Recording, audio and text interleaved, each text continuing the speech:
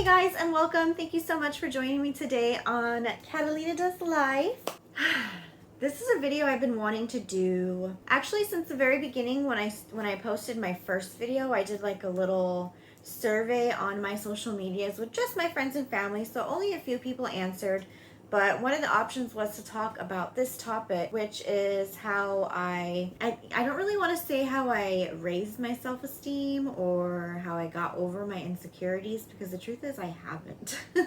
I'm still the same person.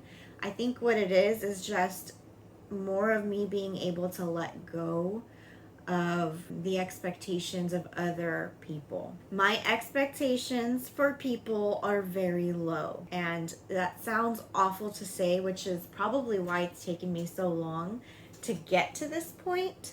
But now that the bar is set pretty low, it's pretty hard to disappoint or shock me. I'm sure 2020 has had a big part in this, but nonetheless, this is facts. Vegeta.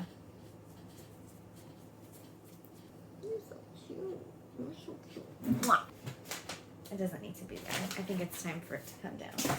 It can go in the hallway with our other planning stuff, whatever. When I decided to finally just start posting things onto YouTube, regardless of what people are going to say, what they're going to think. I also knew that at first I was going to have to be posting my videos and sharing them with my own social medias, which is just my friends and family. It's not a lot of people. That was going to be how I was going to have to just get my name out there, and also just getting over that hurdle of not being embarrassed that I am making YouTube videos and that I am taking that pride in what I make, that I can actually share it with other people. If you guys hear snoring, that's Yoda.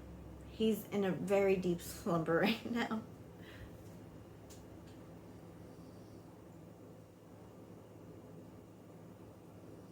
That's the sound of my dog snoring.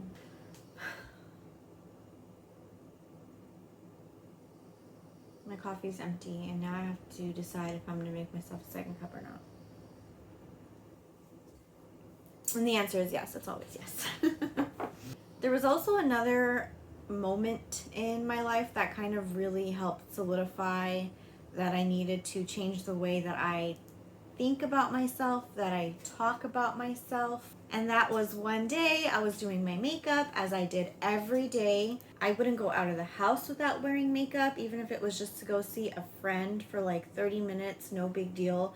I would still feel like I had to put on makeup. So one day we were all getting ready to leave, and this was a couple years ago, and I was getting my makeup on, and my daughter was very adamant that she needed to have her lipstick on, and that she wasn't gonna look pretty if she didn't have her lipstick on. And mind you, she was like 5 years old at the time.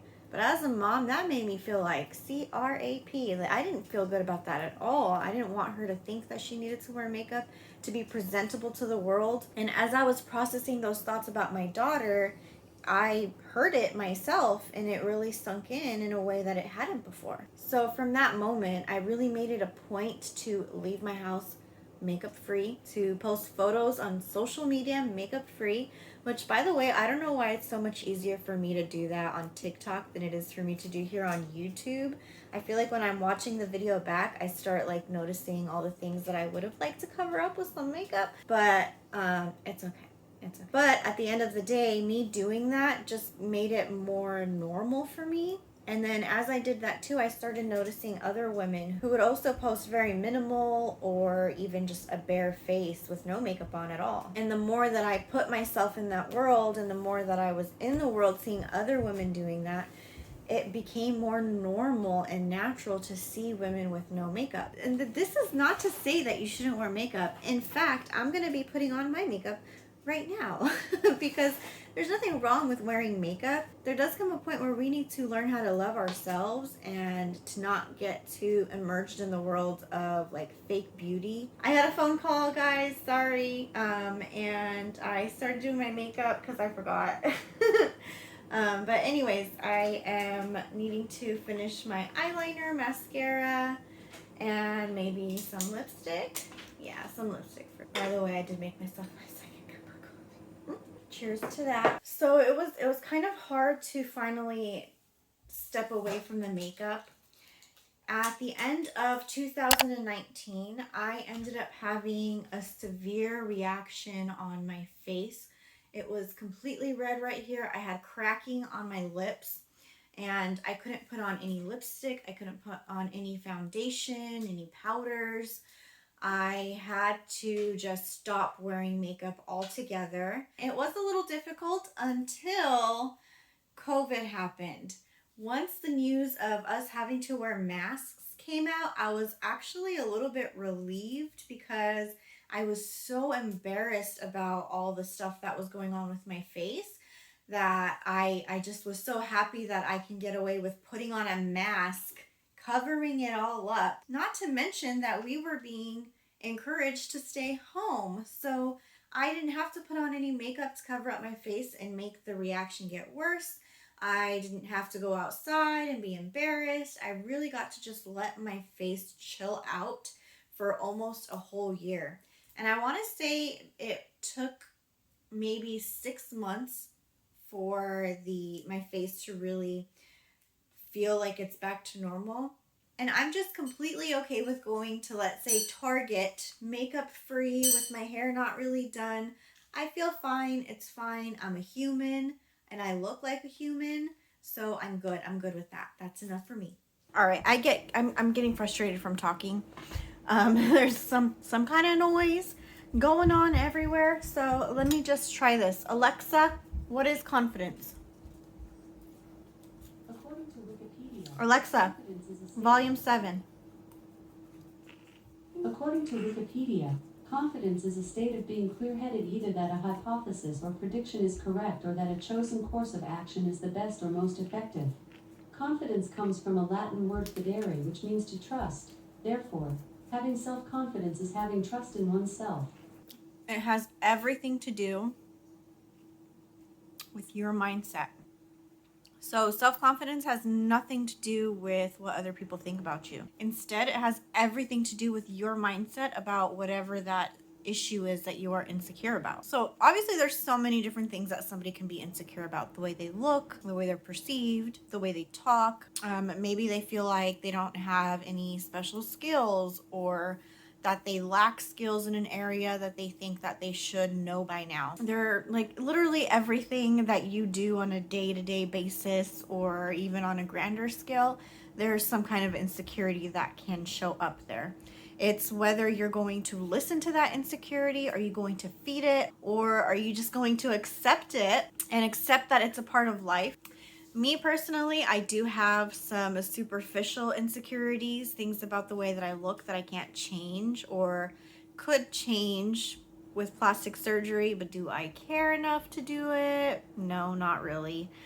I do have a fear of going under, that like I could possibly not wake up just for doing like a superficial type of surgery. It just doesn't seem worth it to me. I know that most people come out just fine, but like if I'm going to go into surgery, I feel like it's going to be because I have to go into surgery for whatever, okay? My bigger insecurities usually come in the forms of not wanting people to judge me as a mother. I, like most moms, carry tons of mom guilt, and I just don't want to mess up my kids. At the end of the day, we're all human. We all make mistakes.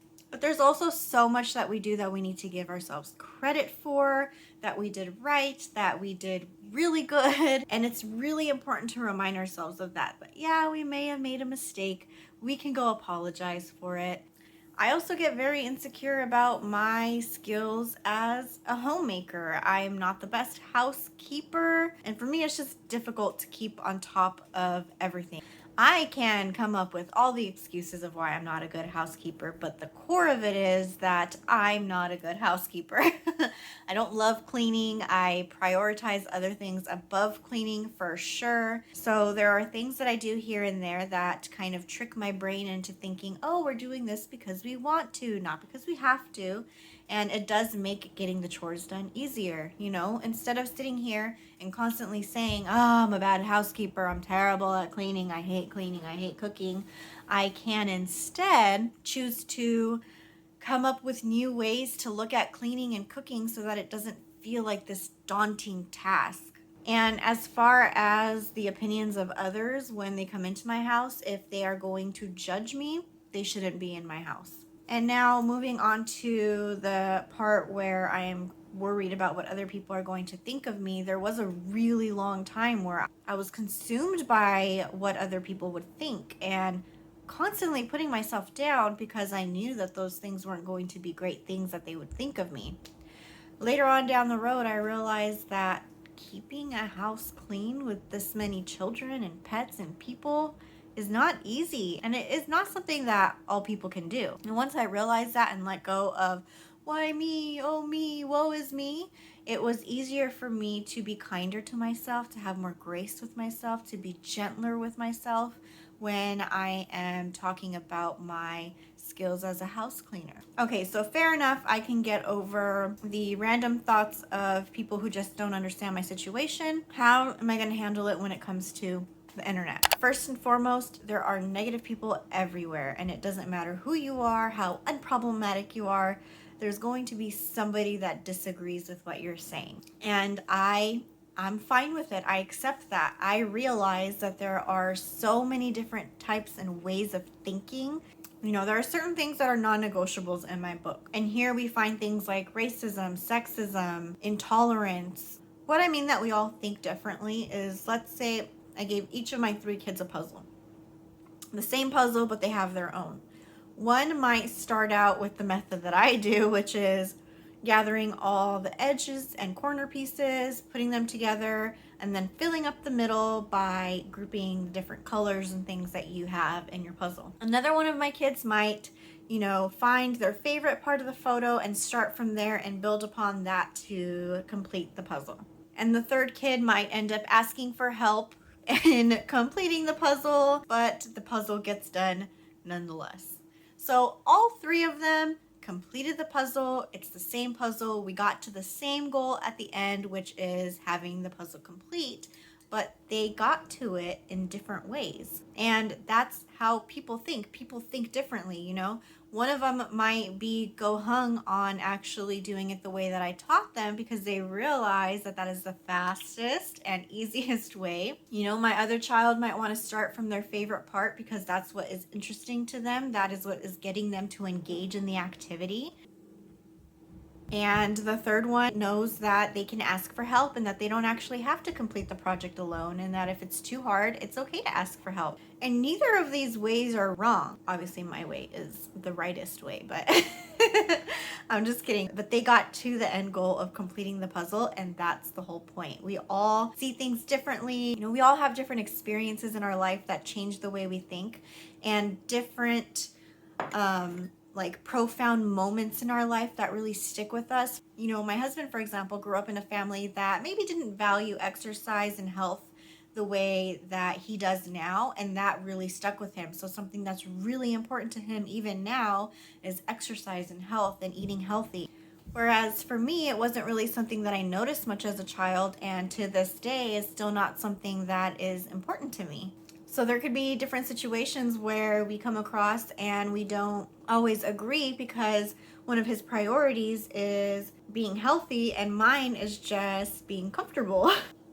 And for me, something that I grew up around a lot is friends and family who were trying to gain their green card and their citizenship. So that is something that has largely affected the way that I view immigrants and wanting them to have a fair chance at being here in America, because I was not born here in America. I came here with my mom when I was only 9 months old, 10 months, I think. So when I hear stories of people being deported, it kind of hits me a little bit different than it would affect my husband, who was born here and wasn't really put into that world of having to know what that is like. And then there's also the way that we just view life in general. I am very learn from my past and prepare and be excited for the future type of person. And my husband is very in the moment. And I think we kind of both teach each other and balance each other out when it comes to being present, but also being hopeful for the future. For example, like I said, my husband is really good at being in the present and being in the moment, which is amazing for enjoying a good time. And it's taught me to really stop, put my phone down, be present, be engaged with my kids, with my family. And then on the opposite side, when we're going through something that is harder, it's kind of harder for my husband to see that things are going to be okay in the future. But because I like to study the past and prepare for the future, it's easier for me to know that everything's going to be okay because I've seen the patterns in the past of things getting hard and then coming back up again. And I know that that is going to happen again in the future. Even though we literally think differently when it comes to where we put our focus on, we can still balance each other out and know that these things are going to be okay. And we teach each other a lot in that sense. Okay, so now that we've gotten that side topic kind of out of the way, understanding that really helps me get to a point where I don't need to have everybody's approval. I understand now that I'm not going to be everybody's cup of tea, and that's okay. I don't need to be liked by everyone. In that same sense, there are people that I just get bad vibes from, or that I just don't get along with. And I wouldn't want to be forced to have to like that person just because to like them. I will be respectful. I will be cordial. There's just certain personality types that I don't want to be around anymore. And this isn't in a mean way. I know it can kind of come off as a little bit like, oh, you think you're better than others? No, not at all. We all struggle. I know I have things that people are going to look at me and be like, ugh, I would not want to be around you because of A, B, and C. And that's fine. That's okay. If you don't want to be around me, then don't be around me. I'd rather people be honest about that and not surround me still and try to fake being a friend, because then I just have people in my life who are putting their negative thoughts on me and giving me all these bad toxic energy, and I don't want it. You can keep it. It's fine. You have it. There are people who are like you. Go socialize with them. But like I said, I still stay cordial and kind and respectful because that is something that I truly believe in and that I try to stick with. If I ever cross the line and I start being unrespectful and kind to a person, I step back and I analyze the situation and try to figure out, okay, why am I responding like this? Like, why is it making me so angry? And I could either detach from the situation, or I can make a note of it and detach myself from the person altogether so that it doesn't happen again. And honestly, that right there is where I get a lot of my confidence to post on social media. I know that if someone doesn't like me, it's no big deal. You don't have to like me. I don't expect anyone to like me. If you do, that's great. We should be friends. When I was little, my mom said people would compliment me and I'd be like, I know. They'd be like, you're so cute. And I'd be like, I know. And as an adult, I still do this. Not when they're complimenting me. I say thank you. If someone wants to compliment me on my shirt or my mug, I would probably say something like, oh, I know, right? If they were like, that's so cute. I know, right? It is so cute. And that's because it's not me. Yeah, it's on my body, but it's not me. So I feel like it's okay to say that I agree with them. I mean, that's why I have it, right? Because I enjoy it. You would assume. Another thing that I've noticed here on YouTube is that your target audience will come. You might strike out in the beginning with friends and family when you're trying to promote yourself, that they might not like it, but eventually the right people will come along. The right people will see your videos and enjoy your videos, and that right there is what I am posting for. And honestly, if you're one of those friends and family members that are forcing yourself to watch my content just to support me, I appreciate you, but you really don't have to do that. Which is really hard to say because I just, everybody like and subscribe now is what I really want to say. But I'm not going to say it. I'm not going to say it. When I decided to finally start my gaming channel, I do have another channel that is just for gaming. It's Cat Lena Plays. It's not easy to find, but I do have the link in the description below, so go ahead and check it out. Does anyone remember when YouTube used to have the description to the side and people would be like, I have the description, the link to the side? Well, yeah, it's below. It's been below for a while, but yeah, the link is there if you want to go ahead and check it out. What happens is when you put Cat Lena Plays YouTube wants to autocorrect you to Catalina Plays, and it shows you the wrong channels and the wrong content. But if you look at the top, it will say show results for Catalina Plays. So you click on that and then you will find me. It should after that come to the top of the results. So there you go. But when I decided to start that channel, I was having a conversation with my husband, telling him how embarrassed I am going to feel when the kids go back to school after summer and we're meeting all the new parents and the teachers, and they're like, so what do you do? And I'm like, I play games on YouTube. And when I was having that conversation with my husband, like as I was saying it, I felt that way, that it would be embarrassing. But right after I said it, I got this like rush, this adrenaline rush, this excitement of getting to tell people I play games on the internet. Once I said it, the mindset changed completely, and it was no longer, oh, I'm embarrassed because I play games on the internet, but it was, how cool is it that I have the opportunity to earn money for playing games on the internet? Like, that really got me excited, and to the point to where if they wanted to judge me about it, who cares? I get to play games on the internet, you know, like, you know. And the other part is that it's not a reflection on me if they're judging me for playing games on the internet. It's a reflection on themselves and the way that they perceive that type of profession. You know, that's on them. That it doesn't have to affect me in any way. It doesn't change what I do. It doesn't change how I feel about what I do, except to be maybe a little bit guarded when I tell people. But when I'm actually playing the games that I then post onto the internet, I'm happy. And that right there is what matters. So just reminding myself of that I'm doing something that I enjoy and that it's for me, really helps let go of the thoughts and opinions from other people. I am going to end this video with my favorite quote of all time, and it is by none other than Dr. Seuss. And I don't remember what book it is from. I think it's from the Happy Birthday book, but I could be wrong.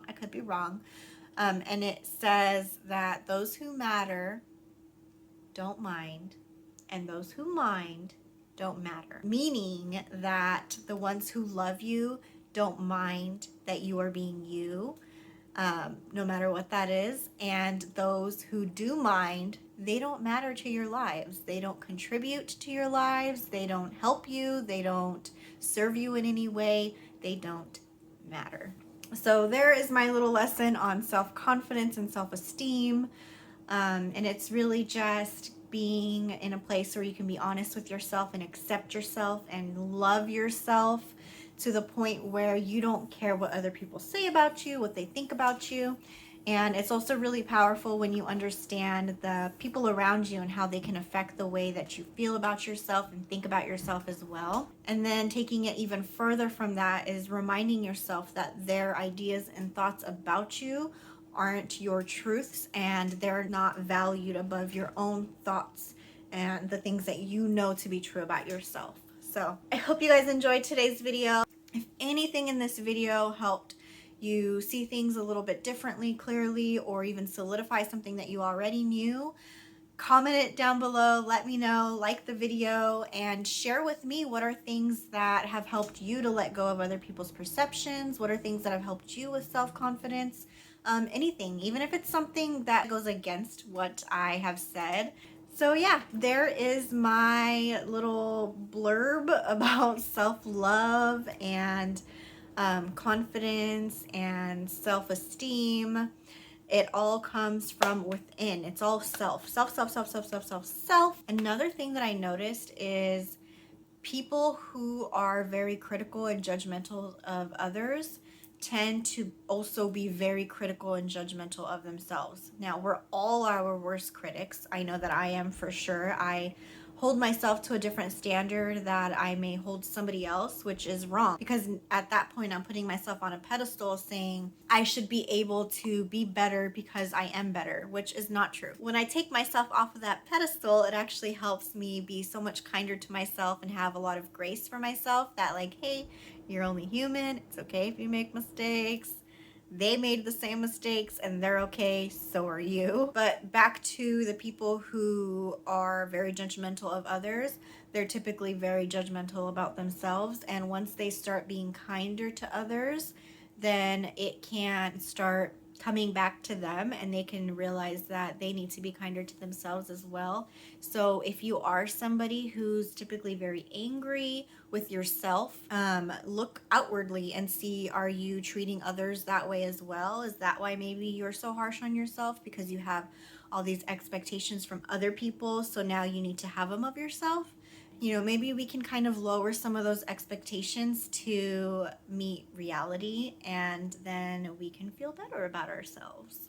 Just a thought. Thank you guys so much for watching. I hope you guys enjoyed the video and found something in this video that inspired you or provoked some thinking into your brain that is going to give you a new perspective, a better outlook on something that you're struggling with, or maybe even that you have a new perspective now to look at things so that you can see things a little bit more objectively. In any case, I hope you guys have a great day, and I will see you guys in my next video. And don't forget to like the video if you guys found anything in here that was useful. Hit the subscribe button to subscribe to my channel and see more content from me. And hit the bell icon if you'd like to be notified whenever I post new videos. I am very sporadic on this channel. I am trying to post more consistently, but sometimes when life just gets a little harder, I take a break so that I can catch up with the house, with the kids' schoolwork, whatever it may be. So hitting that notification button is going to help you get notified when the new video comes out so that you don't miss it. Thank you guys so much, and I will see you guys in the next video.